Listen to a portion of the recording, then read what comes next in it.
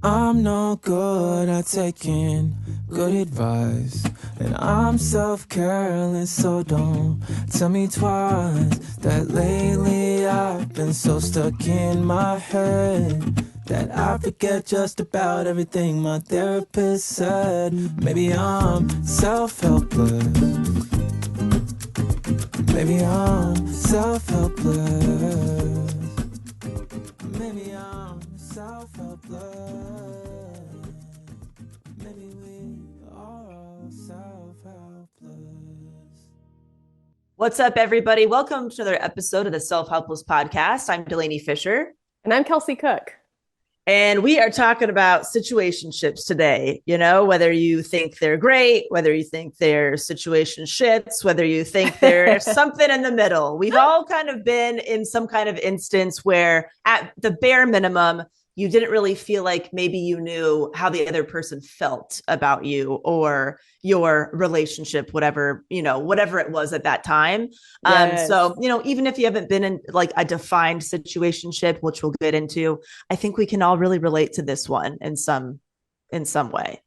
totally. And the term has been, I think, a newer term, right? Before then, Yeah. it was people would call things like friends with benefits or like a Yes. hookup buddy or booty call or whatever. And so I think that's also part of it is like, I do think everybody has been in something like this at some point. It maybe just has changed what it's been called.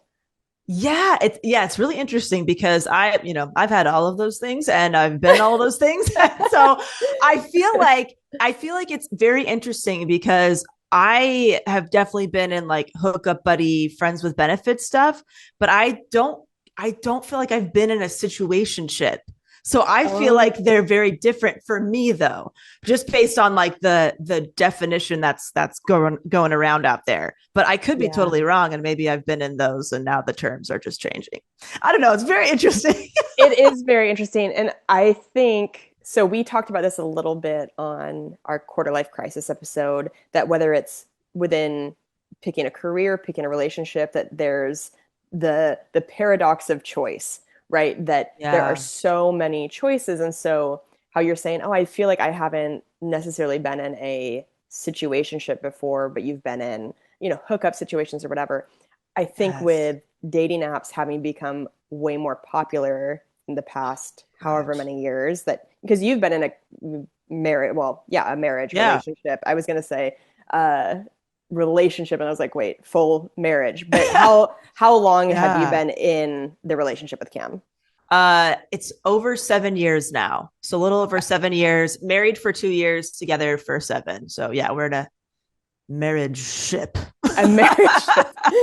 But so I'm saying that in the last like 7 years that you've been with Cam, I think dating Yeah. apps have only become more and more prominent, popular, and I think that is adding to this feeling for people where people are like less willing to commit, it seems like. That's what it is sounding like to me as well. At least a lot of my friends who are on dating apps, what their experiences are like. Cause I did the apps over 7 years ago before Cam too. So I mean, it Right. seems like it was pretty common and like prominent back then. I can't even imagine how much it's grown and all of that. But it's like when you have too many options, it's almost like decision fatigue or being afraid to commit because maybe somebody that is a better fit for you will come along literally tomorrow and sign up for the app that you're on, or like there are Yeah. all the what ifs of, oh, what if somebody else is a better fit in this area.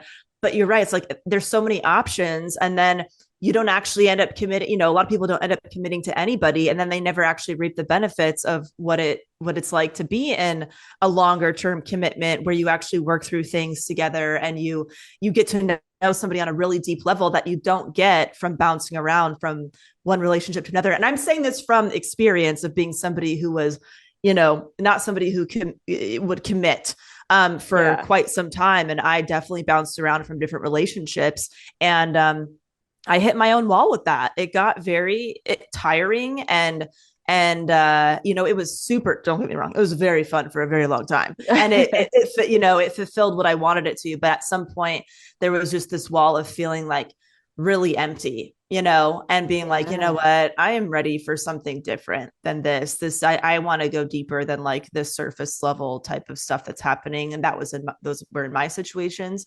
So yeah, it's a Yeah. weird topic with the social media and the apps. And like you said, Kels, even like in your career path or anything else, it's like you can work remotely now. So now all these different options for what career path do you take and what jobs do you apply for. It's like, I don't know. I get very overwhelmed by that piece of it. Hmm. Um, for my career of like, well, I work from home. I could work like for any company on the planet. Yeah. What should I do? And it kind of Right.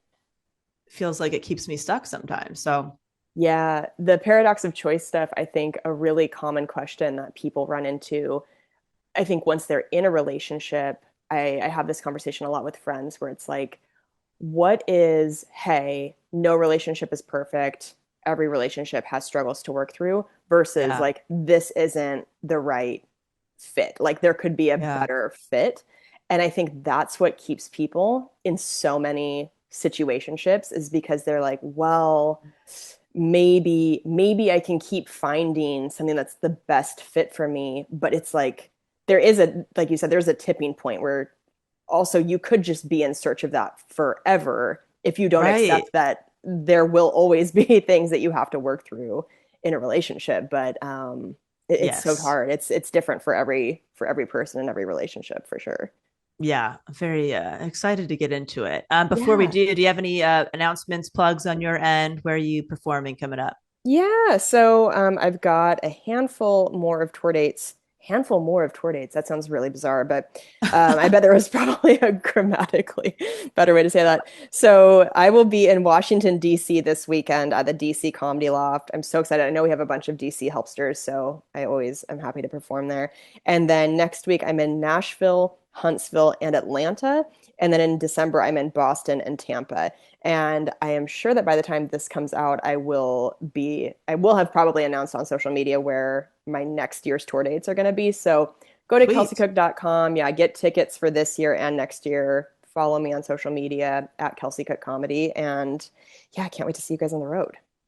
Hell yes. Yeah. How about you? Yeah, yeah. If you like podcasts, you're tuning into a podcast right now. I have another one called Career Crush. It's a private show, but it's totally free. You can get it on my website, delaneyfisher.com. And we just talk about unconventional like career paths, pivots, launching creative projects, all that kind of stuff, just finding fulfillment in your work, whatever that might be. And you know, I really I really created this podcast for myself because I am somebody who really struggles with picking a direction when it comes to my work. I've been running my own company for, I don't know, 5, 6 years now. And I'm feeling like a little bit of an itch to do something different. So I don't exactly know what my next steps are going to look like. And I'm just interviewing people who are doing interesting shit. And if you are curious about what that sounds like, come on over. There for me, when I was looking into a lot of entrepreneur podcasts, career podcasts, there's such a big focus on a lot of podcasts on the revenue, like the amount of revenue a company is bringing in or somebody's bringing in or all of that stuff. That's all great and that's definitely part of it, but this, you know, I kind of wanted my podcast to be more focused on the fulfillment and happiness in your day to day, not so much of the amount of money you're making, because everybody's amount of money can be so different depending on what your lifestyle is and where you live. So Right. that's the big core focus for that show. Anyway, would love to have you over there at delaneyfisher.com. Amazing. Yes. So you have a Um, quote, right? I do have a quote. This one is from Jillian Turecki, and it says, fixing, pleasing, rescuing, and chasing are all manifestations of self avoidance. When you're consumed by another person's life, you will inevitably neglect your own. The first thing to do, then, when you're caught up in this cycle, is to put the focus back on your own life and make your fulfillment your highest priority. This is what reclaiming your power is. It means you face yourself, and in doing so, you will find yourself. I just felt like this was a good one if you feel like your situationship is consuming too much of your time, or mm, it's starting to kind of feel not so good. Maybe it was feeling good for a while, but now it's kind of, it's crossed a line where it's now making you unhappy, or you're feeling like taken advantage of, or you really do want some kind of a commitment. And maybe you've even become a little bit like obsessive about it, or right. the relationship and all of that. So just, I think it's a good reminder to really kind of bring focus back to yourself, and what is this distraction giving you? Because Oh, maybe, right, like being yeah. distracted does give you something, and it does, it does help you avoid things that might need tending to. So that's just if your situationship isn't feeling so great. Yeah, we have talked about this analogy with narcissistic personality disorder, where Oh. if you put a frog in boiling water, it will hop right out. But if you put a frog in whatever it is, like room temperature water, and then you slowly turn the burner up, Oh, it won't notice.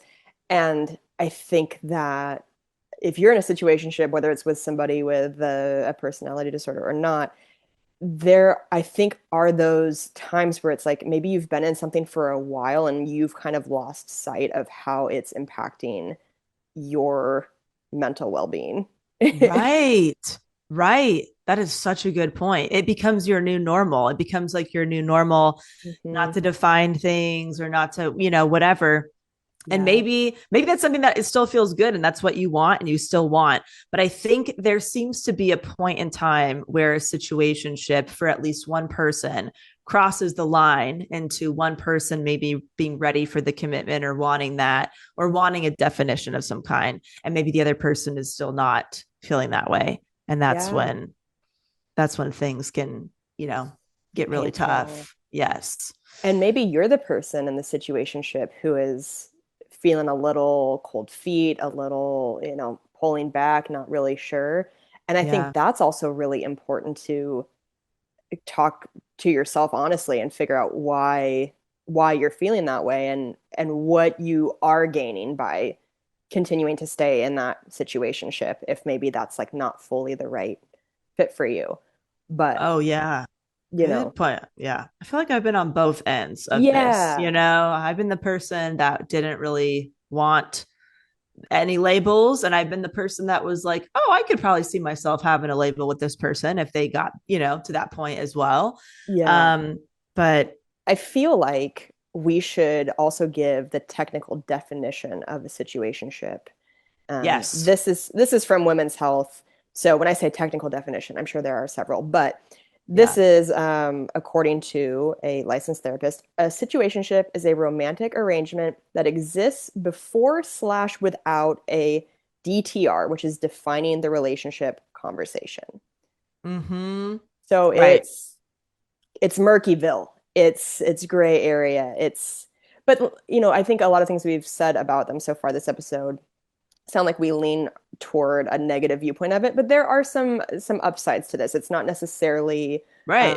a bad thing at all to be in a situationship if that's what you're looking for, and it can also be kind of like the precursor to a more committed relationship. It's all like Oh, every, yes. everybody goes through different seasons, so we'll talk about the pros and cons of a situationship in this episode as well. Definitely. And for me, it's like, okay, because I identify with having like friends with benefit situations, but not necessarily being in a situationship. This definition was helpful for me, where it's less than a relationship, but more than a casual encounter or booty call. Like a situationship Yes. refers to a romantic relationship that is and remains undefined. A situationship is that space between a committed relationship and something that is more than a friendship. And that's by psychotherapist Jonathan Alpert. So for me, I feel like I've hit the friends with benefits, but before it got into situationshipville or whatever, Yeah. it was either defined or it ended. So Yeah. that's like it's interesting, because I feel like I haven't had it really the way that maybe some people in my life have shared with me how Hmm. they've had it, where it's gone on for months or even a year or 2 years. Right. I never had something like that that long. So Yeah. Um, yeah. Have you been in one and have you felt like there's been pros? I know that there I've had a lot of upsides to these types of, relationships Yeah. in the past.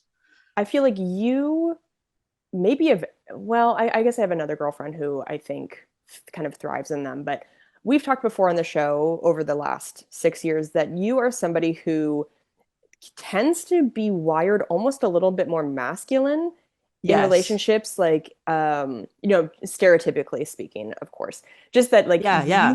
you have been in situations where like you are the one that is able to have a hookup or be in a situationship and truly not get emotionally attached.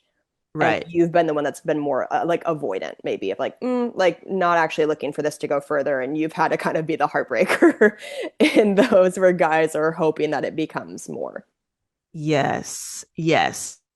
In my life, most of my female friendships, they have found themselves on the other end of it where like they are hoping it will become more. And the man in the situationship is the one that's kind of pulling back, not really wanting it to go further.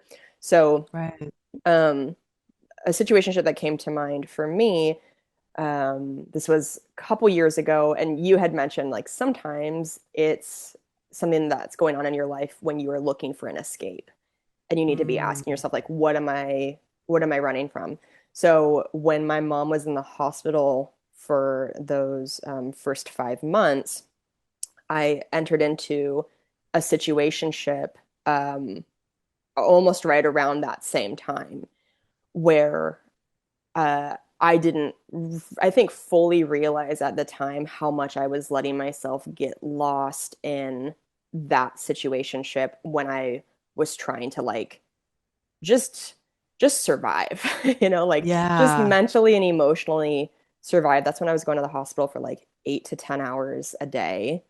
Uh, my mom was catatonic for long periods of time. We were told back then that she maybe had 6 weeks to live. And so I think when I like wasn't at the hospital, I just was trying so hard to make it through. And Yeah. at the time, it felt really good to have this kind of mental escape because it was a long distance situation.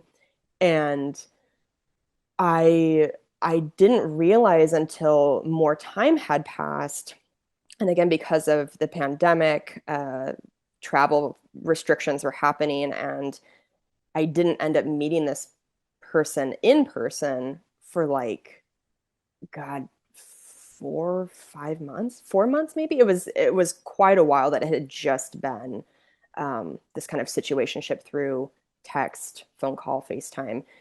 And uh, that became really hard for me to, I think just in talking about it with like my friends, of like, I don't know what this is. And you start to feel Right. kind of stupid, but at the same time, you would also feel, at least to me, I would feel kind of crazy to think that it was this like very committed thing when we hadn't even met in person. Right. Right. But it was like, and I look back and there were things from this person that were not not healthy behaviors, a lot of red flags that I was choosing to ignore because I really felt like I needed that escape. And Yeah.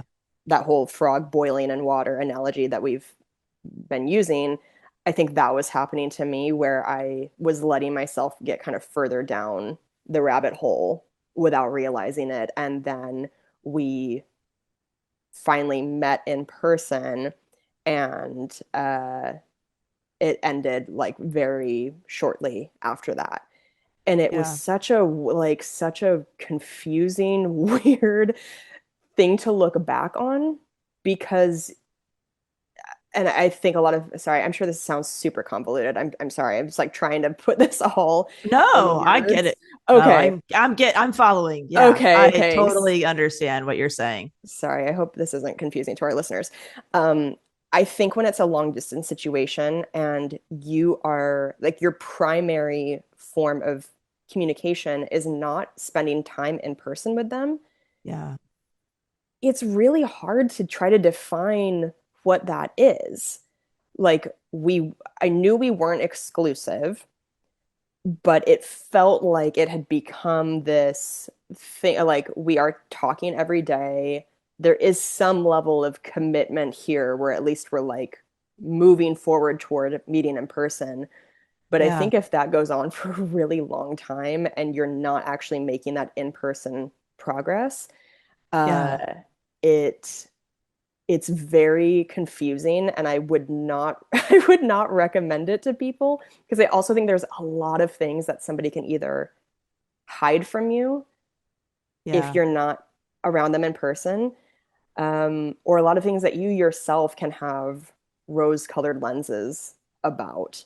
It's like you can think you know somebody long distance, and like unless you're really having that in-person time, you just don't. And Right. and I don't think I wanted to believe that. I think I wanted to really believe that it was uh I knew how do I explain it? I knew it was a situationship, but I'm not really built for those, I don't think. So for me it Yeah. was like I needed to know if this was gonna continue forward, and um, you know, after we met it wasn't gonna go forward. But Right. I would urge people that if you're in a long distance thing, like you really have those plans of meeting in person and getting on a similar page of like what are we both hoping for here. Right. And like some kind of probably consistency plan, I'd imagine is important too. Like how often are we going to be able to see each other and all that? But like you said, Kels, it's so hard when you said that that situationship at that time was kind of like a saving grace for you in a way. It was like helping you get through your days and like this hard time. And it was a welcomed distraction, like for you, probably in your life. Like it's something that you kind of needed. And maybe Yeah. in a different situation, if you weren't experiencing a lot of hardship in your personal life, maybe it wouldn't have gotten that far, depending on Yeah. how you were feeling, because maybe you would have noticed things earlier or whatever. But I think that's, very relatable. And it's also hard when it's not just surfacey conversation. Like if you are talking like about things like in more depth about your feelings or personal things, it that can be I'd imagine pretty confusing. You're talking about deep shit, but you are still aware that you haven't met or it's a situationship. There's just like that. I don't know if that's Yeah. considered cognitive dissonance or not, but both things are happening at the same time and both things are true, and that's got to be really Yeah. confusing. What a great way to put it. Yeah, it was like this person just so happened to come into my life at my like most like one of my most vulnerable times. All of that time in the hospital to then have that person be who I was talking to on an everyday basis. It was a weird combo of like feeling like there had been a quick bond, like maybe a trauma bond, but in Mm. reality, not getting to meet in person for a really long time. Yeah. Yeah. So that was one of, but when you asked me, have you been in a situationship? That was kind of the first one that came to mind where I was like, man, that was a murky motherfucking time. That was like Right. Right. so, so bizarre and strange. How about you? What's your experience been with a situationship? Yes. Well, as somebody who married their friends with benefits, I feel like I've been on all I've been on different ends of this, right? Like I've been in a situation where a friends with benefit situation turned into a relationship and then a marriage. Yeah. And then I've also been in a lot of them where we were both on the same page and it fizzled out and it was totally fine and cool. And I've also been on situations where the other person, developed feelings and then I had to cut it off. And then I've been in situations where I think I maybe could have developed feelings if we had continued seeing each other, but didn't. So Hmm. it's just been, yeah, a lot of different ones. But I think if I had to like psychoanalyze myself now as a 33-year-old, when I was 22, I ended a 4.5 year relationship with like my high school sweetheart, love, Mhm. whatever you call it.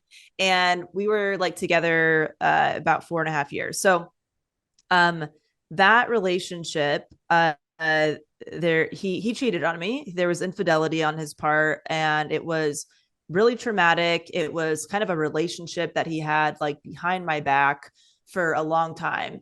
And we got back together afterward and tried to make it work and all that stuff. And even though he made a lot of changes, and you know it, it seemed to be like he had kind of whatever learned his lesson, if you will, for lack of a better term. I just couldn't get over that kind of trust being broken, and Yeah. so we ended the relationship. And so I think part of me, this is me not being super conscious at the time. After that, I think I felt like, okay, I spent 4.5 years with somebody who betrayed my trust. I've Mhm. wasted time, and Yeah. now I want to catch up. I want to catch up and have all these different experiences that I really missed out on potentially by being in this relationship that wasn't really great for me. And so I think that was part of it, where I felt like I just want to date as many people as possible and meet and have as many experiences as possible. Yeah. And I really enjoyed it. I had no interest in, for a really long time, I had no interest in having a boyfriend or having it go any further than that, because I was getting off of that for that long relationship, and it didn't even Yeah. sound appealing. So that was a big part of it, I think. And I also was very much hurt in that relationship. And so anytime that maybe some things were getting a little bit too relationship like, or maybe I saw a characteristic that reminded me of my ex-boyfriend or something, I really just didn't want to go any further. I think that was part of it too. I'm like, well, Mhm. this feels like a little too familiar, or Sure. I don't want to give somebody the power to hurt me again. But mostly I just was having a really great time. and Yeah. and I remember my one of my parents was concerned about my behavior. They were concerned that I was just dating Um, a lot of different people, and they were they just want to make sure I was okay. So they really they encouraged me to go to therapy and stuff like that. So that was like one of the first times I saw a therapist. And I told the therapist, who happened to be a man, I'm like, look, I'm just dating, and I just like how people date. I go on some dates with people. Sometimes I keep seeing them, sometimes not. Like, I'm just having fun. yeah. Listen, Sometimes I'm I the hook up mayor with of people. Fuck City, Yeah. and I'm looking to run again next term. So I don't, I'm I'm just sorry. campaigning. I'm sorry I'm so good at this, but Exactly. I'm fundraising for the campaign. I don't know what you want I'm from me. getting spreading the word. And he was asking me questions like how I felt about the experiences and all that stuff. And I was like, I truly feel great. Like I'm not I'm not upset about it. This is Yeah. not ruining my life. And whether it's because of trauma from my past or not, I felt fine and good about it. So, Yeah. he was like, yeah, if you're enjoying yourself and you're not putting yourself in like harm's way, and whatever, you're clearly communicating with the other person that you're Hmm. not looking for something or whatever, then I mean, just do your thing. Like, he was just like, yes, this is typically more of like you said, Kels, like a stereotypically masculine, maybe way to date, but there's nothing wrong with what you're doing. As long as you're being very honest about your whatever partners that you're having. I'm Yeah. like, okay, cool, great. Cause I feel good. And so, yeah, I did that for quite some time. I had some like boyfriends in between that were, maybe a few months here, a few months there, kind of a thing. And then I ended up just kind of hitting a wall after doing that for several years of like, yeah, I think I'm ready for something different. This really Yeah. served some great purposes, though. I mean, I met a lot of people. I really kind of, and all those relationships helped me kind of determine what I like, what I don't like who I want to be with, the Yeah. qualities I want in somebody.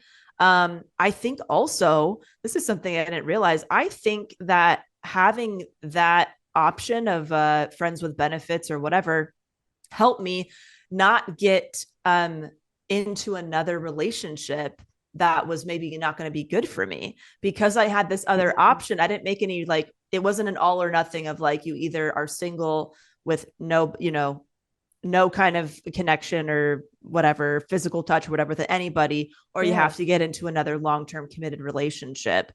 Yeah. I think it was actually a big benefit that it fulfilled a need where I didn't feel like I had to get into a relationship that I maybe was not ready for, or that might have some kind of characteristics of the last relationship that I was in without realizing it. So Yeah. Which that's what I was saying before. It's like there are absolutely upsides to yeah. situationships. And I think the way you were talking about it with your therapist was probably really sexually empowering for you at that time. And Yes. you know what I mean? And you were like Yeah. learning what you wanted, Yeah. whether it was sexually, emotionally, all of that. Yeah. I do think that that can be really helpful for people. So I agree. I think it's like as long as you're being safe and being transparent, then more power to you. Yeah, right. I mean, and look, I definitely fucked up along the way, and Yeah. I had to hurt some people's feelings, and that really fucking sucks. But I just, like, I did the best that I could with what I was working with at the time, and Yeah. I think I was just, yeah, I was really just focused on enjoying myself and just kind of doing Yeah. whatever. And yeah, then I met Cam, and that really started off as a friends with benefits thing, and then we realized that we liked each other, and you know became boyfriend and girlfriend, and the rest is history on that. So yeah, even my marriage started the same way. Wow. Yeah. Very, very weird, but Yeah. yeah. So if you are listening right now and you are unsure of if you are in a situationship, this is also from that article on today.com. I have a list of Yeah. signs that you're in a situationship. So, Yeah. number one, you don't meet each other's friends or family. Interesting. Yeah, I would say that's a pretty common one in a situationship is like maybe it's a little bit more like in private because if people aren't Yeah. sure they're willing to like take the next steps, it's like, well, are you going Hmm. to get introduced to people that then maybe they're never going to see again? See, I don't know. I'm not relating to that one very much, because Oh, for me, like, if I'm in a friends with benefits or vice versa, like, we've already just established, like, this is not going to be an oh, exclusive committed thing. I don't give a shit who you meet. You know what I interesting. mean? Okay. You can meet my family or my friends, and we've already had that conversation of like, these are just other people in my life. You're a person in my life, and so I don't know. Yeah. Maybe that, old Delaney needed to kind of reassess that. But I also had met my friends with benefits friends, and sometimes family in passing and stuff too. So I don't Yeah. know. I feel like that could be a Yeah. murky bullet point. True. Okay, true. So take if that feels like it fits for your description, great. If not, no worries. We've got other signs. Yeah. Um, you haven't talked about the future. Hmm. How do you feel about this one? Totally. Yeah. All very short term planning. Like, you want to see a movie tomorrow, or you know what I Do mean? you want to Like, see a movie in the next 2 hours? yeah, exactly. Or you up, like that kind of Yeah, shit. Yeah, I think that one makes sense. I agree. Yeah, it's it's so funny. I know I've mentioned narcissistic personality disorder a couple times on here, and I know that you and I've had some experiences, unfortunately, with Right. people with that. And there's a thing called future faking that Right. you can be the recipient of if you're in a relationship with somebody like that, where there is talk of the future, but there aren't like actual concrete plans to follow through on those things. And that can Yeah. be, ooh, I mean, just add to the murkiness and confusion of like, wait, well, but they say they want to do this, and that's like a big thing, or that's like way down the road. Oh gosh. But like, I'm Yes. not, and I think that goes back to actions over words always. Like, make sure, I think that's a big thing, whether it's a situationship or relationship, like, make sure that you are getting actions over words because anybody can say anything. Oh, good point, Kels. That's what's so tough is like you could be in a situationship with somebody who doesn't actually plan on following through, but they're telling you they're going to Yeah. follow through, and they're talking about future stuff that seems like commitment like. So that's Yeah. just that's like that's a huge mind fuck. Yeah. It really is. Yeah. Another one is you're missing an emotional connection. Mm, Hmm. yeah. Yeah, I think this one can be a little bit gray area too. I think you can have an emotional connection in a Right. situationship, but do you remember how I've talked on the show about the triangular theory of love? Where yes, I I think forget the vaguely. name who of the person who came up with it, but I always find it very interesting that they talk about the ultimate goal in a relationship is to have consummate love, which they, if you look at a triangle, they think of it as passion, commitment, and intimacy. So those three Mm, points, passion being more of that physical attraction, that sort of a thing, intimacy being more that emotional connection, and then commitment being that you are both on the same page and wanting this commitment to move forward. But yeah. that if you have only one or a combination of two of those things, then it can technically still be love, but it's a different kind of love. Right. So, and sometimes I think relationships can shift into those different types of love where maybe in the beginning feels really like, sparks and fireworks. And then over time, it might move more into uh, what they call companionate love, where it's like you have an emotional connection and you're committed, but maybe you've lost some of that physical attraction or connection. Yes, that is good. That triangle is, yeah, that's very solid. I have questions for you, but if you want to get through Yeah. your bullet points, because I feel like the shifting between how a situationship either ends or progresses and any Hmm. experiences that we have with that, I feel like that will be, um, Oh, I think that will be helpful to talk about because, yeah. when you're in this kind of gray area, it's like, okay, well, how do you get out of it one way or another? Yeah. But Yeah. yeah, What are some action steps? Okay, yes, let me I just love read the that. last few and then we'll talk about that. So, you haven't defined your relationship, which I Yeah. feel like is the basis of a situationship where nobody really wants to put a hard label on it. Right, which is a label in itself. Yes. Like you found somebody on TikTok that you liked that was kind of saying like, I mean, the basically the label is you're single. Yes, I had looked up. Right. It's Nick Vile. He hosts, I think it's called the Vile Files podcast, and he has a lot of great, helpful clips about like situationships and relationships in general. But yeah, he talked about that for him. I thought this was also interesting too. That like you, if your situationship goes on for too long, you might be starting to put this person on a pedestal because you have to give yourself a reason for why you're waiting for so long for this person to commit. Ooh, So right. in your mind, they can't be a loser because if they were a Right. loser and you're waiting this long, then you feel so stupid. So you keep making them more and more important in your mind of like, well, it's going to be worth it. So Oh I'll keep yeah. waiting. So Wow. crazy. That's so interesting. And another part of this that is also very murky is sometimes a situationship, the people are exclusive, but they're not labeled as, whatever, boyfriend, girlfriend, whatever the label of we are in a committed relationship, but they are not dating other people and they've at least agreed to that. And then you Hmm. could be exclusive for a while, but not have the commitment like of the next level where it's like, okay, Right. we'd be mad if you slept with somebody else, but that's kind of the bare minimum. Right. So the next bullet point, which made me think of this, is that your communication is inconsistent. And I Right. think this is, for me, the most relatable one amongst my friend group. Any of my friends who have been in a situationship, this seems to be the biggest issue, is that they are on different pages about communication. And Yeah. one person is more consistent, more invested, and the other person is more spotty. And what fucking sucks about a situationship is that if there isn't a label, then that person can't be held to the standards Yeah. of a relationship. Right.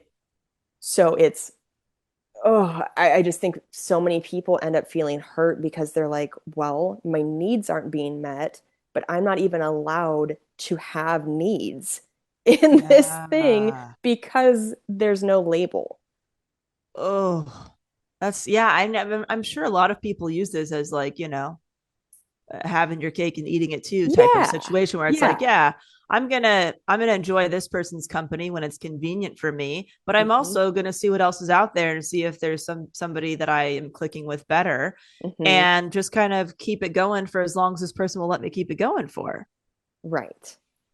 Right. And like we said, that might be totally fine for you. That might Right. be where you're at that time in your life. Doesn't bother you. Maybe you're doing the same thing. That's fine. Exactly. But just probably the lesson of this episode is like to be honest with yourself Mm-hmm. and just be checking in with yourself and make sure that you still feel like you're not suppressing your actual needs. Yes, exactly. Exactly. Yeah, because if both people are doing it, great. You're both doing the same thing. I'm going to keep this person around. We're enjoying it, but I'm also open over here, and you're both on the same page. Fucking, it's kind of an awesome situation, right? Right. But yeah, yeah, I Yes. got a lot to say about I this. know. Okay, a few more bullet points. You never know when you're going to see them, which I think Ooh, is similar right, in the whole like inconsistent communication, right? right, right. Everything is based on convenience. Mm-hmm. You don't go on dates. So I feel like that might imply more of like a booty call situation. Hanging Sure, out. Yeah. sure. The relationship isn't going anywhere. You feel stuck. Maybe it feels like it's kind of in the same place. And then you aren't exclusive. Interesting. Yeah. And Yeah, like you said, Delaney, there are variations of these, right? totally. Yeah, because I've definitely been in friends with benefit situations where it's like every Friday or Saturday, it's kind of a known Mm, thing that we're going to see each other. So you could argue that's pretty consistent, yeah, but it's not, the person's not my boyfriend. right.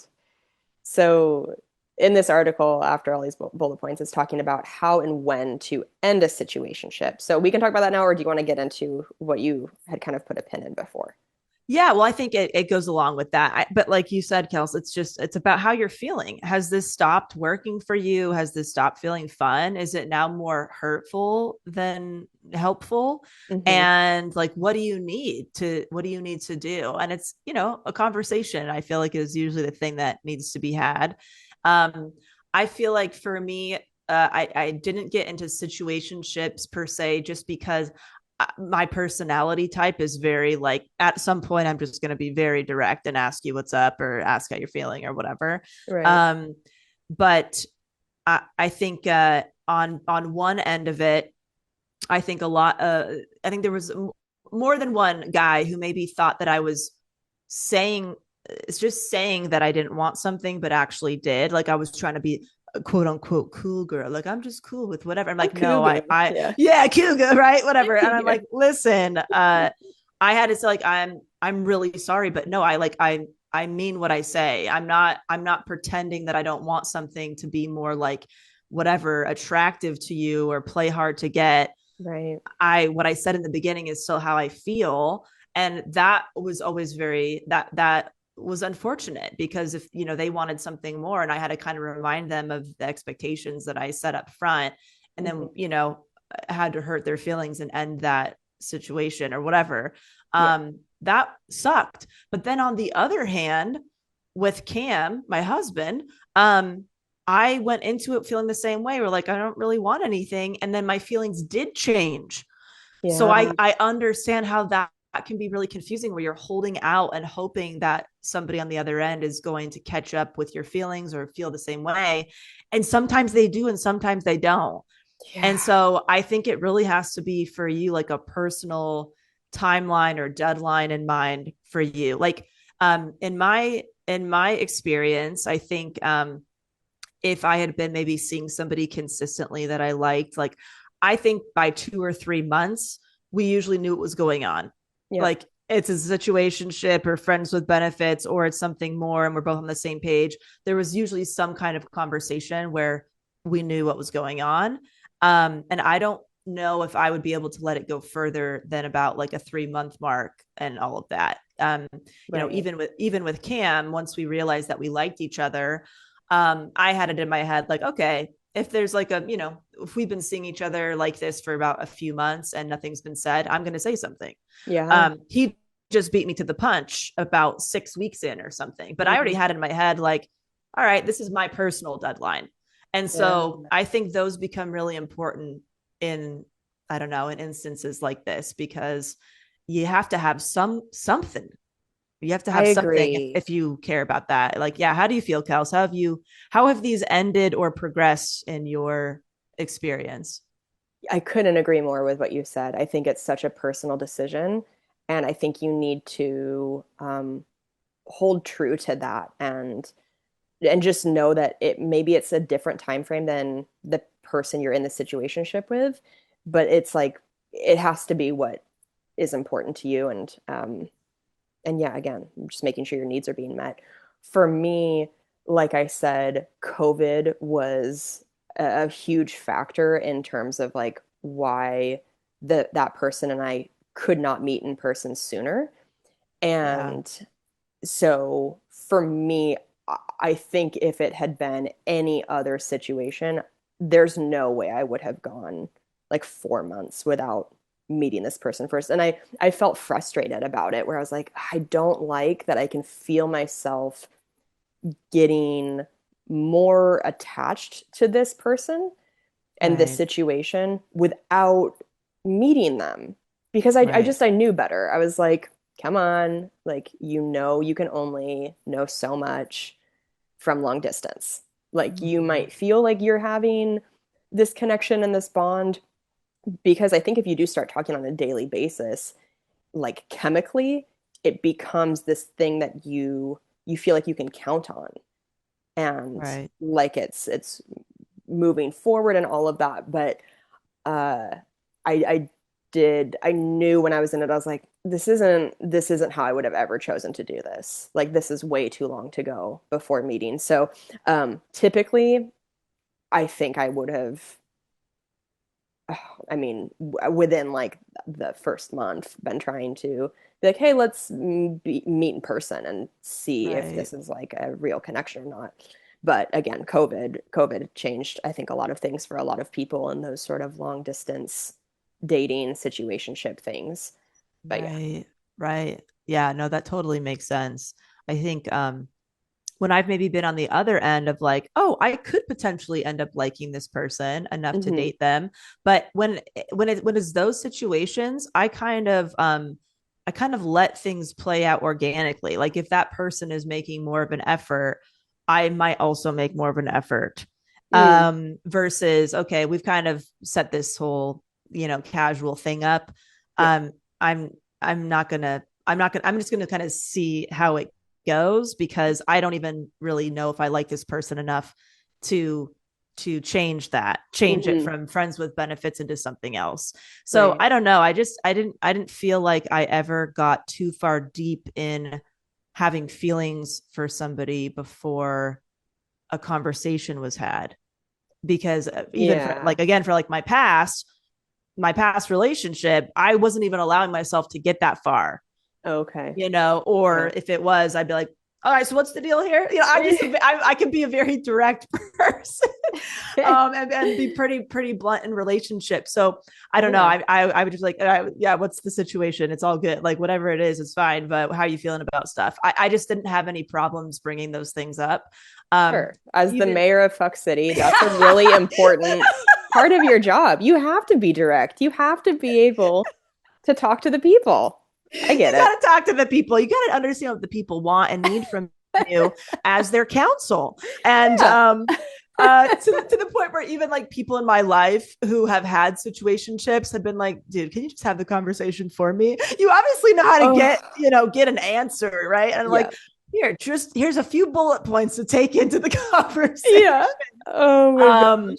but yeah, I think also it can be, I mean, it's really scary, because if you have developed feelings for somebody and you're hopeful that it will be more committed, that going into a conversation about defining the relationship could mean that you lose that person and lose that relationship.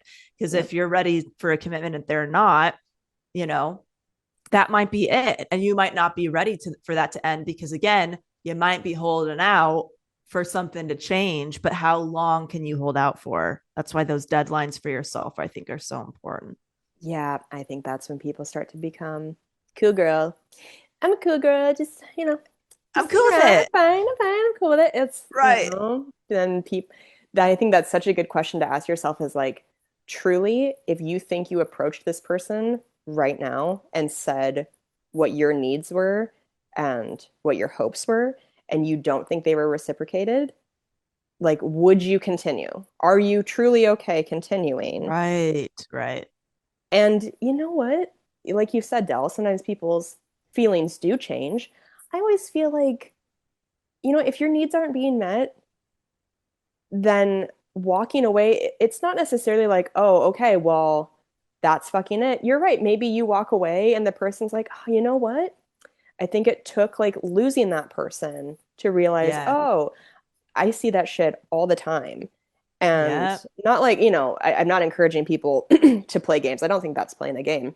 I think that's Right. truly like Right. if your needs aren't being met and you need to remove yourself, and then the person kind of wakes up and goes, you know what? That happened with Bert Kreischer and his wife Leanne. They talk really publicly Oh, about it that she was really? like, I need a commitment. Like this isn't working for me. Yeah. Bye. And he like sat down and really realized what it meant to lose her. And then they've been married for a million years. So, Yes. Yes. so you never know. I don't think you should leave something in hopes of like, well, that might make them change their mind. But Right. I think if it's meant to be, it will be. Oh, definitely. I think, yeah, you just got to take care of yourself. It's okay not to be the cool girl. You know what I mean? It's like we have all this Yeah. pressure to be like, we're fine with it, Oh God. And just be honest. Like I don't know. I just if I ended up liking somebody, I would just tell them. I'm like, because okay, they don't like me back the same way. I that would suck, but at least I would know, Yeah. and I could then put my energy into somebody else that would feel the same way about Yeah. me.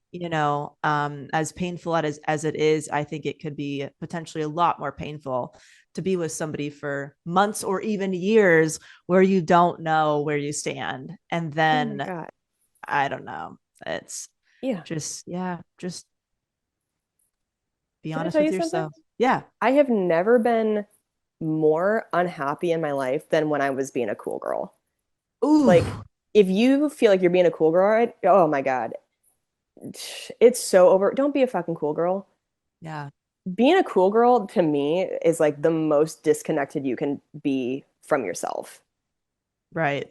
That's all about trying to make other people happy, trying to like not be too much, like don't take up too much space, don't have needs, Right. Taking crumbs of taking affection crumbs. and attention. Oh my God. Don't be a cool girl.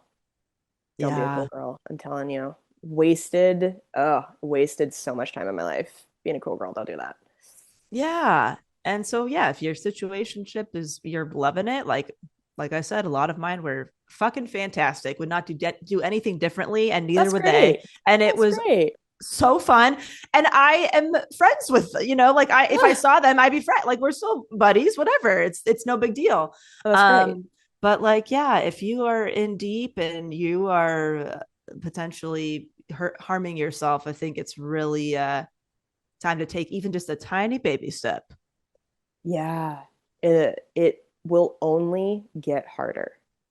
If you're Yeah. in a place where you're like unsure, the more the time goes on, it will only get harder. So if you're on the Right. fence, just yeah. Ooh. Oh my gosh, I did this with Cam. I think this is interesting too, where I in the beginning of our relationship, once we were like, officially together and all that stuff, I gave him like 4 years to figure out if he wanted to get married and if he wanted to get married to me. Like I kind of was like, no, it wasn't like day one, okay, I want to marry you. Let's Yeah, like, yeah, but yeah. once I realized like I do want marriage in my life, whether that is with him or somebody else. Like I really need that commitment for myself and I want that commitment for myself. And once we had been dating, I don't know, a year and a half or so, I can't Hmm. remember, but we started talking about that stuff. And I'm like, by the 4-year mark of us being in a committed relationship, I feel like if you're not really sure at that point, I don't know if I'm going to be okay with that. Like, I think Yeah. I think that's a very generous amount of time to Yeah. figure out how you feel about marriage in general, but also marriage to like me or whatever. And I'm sure that 4-year mark was subconsciously about my prior relationship of Mm. being with somebody like 4.5 years, a little off and on, whatever.